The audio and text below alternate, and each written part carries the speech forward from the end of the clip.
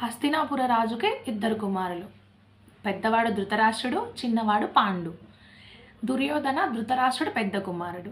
ఇక్కడ ధృతరాష్ట్రుడు చేసిన అతిపెద్ద తప్పు ఏమిటంటే, తన కుమారుడు దుర్యోధన తప్పు చేస్తున్నాడని తెలిసినా సరే ఆ తప్పుని ఆపలేకపోయాడు.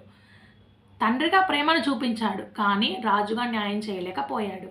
అందుకే భగవద్గీత మొదటి శ్లోకంలో ధృతరాష్ట్రుడు ఇలా అడుగుతాడు, నా కుమారులు పాండవులు యుద్ధ భూమిలో ఏం చేస్తున్నారు అంటే, ఇక్కడ ధృతరాష్ట్రుడు నా కుమారులు అని కౌరవులని పాండవులు వేరు చేసి చెప్పడం వలన ఆయన మనసులోని పక్షపాతాన్ని మనకు చూపిస్తుంది.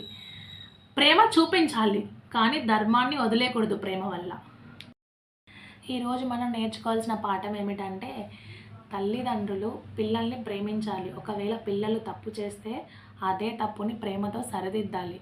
లేదంటే కుటుంబానికే కాదు, సమాజానికి కూడా నష్టాన్ని కలగజేస్తుంది.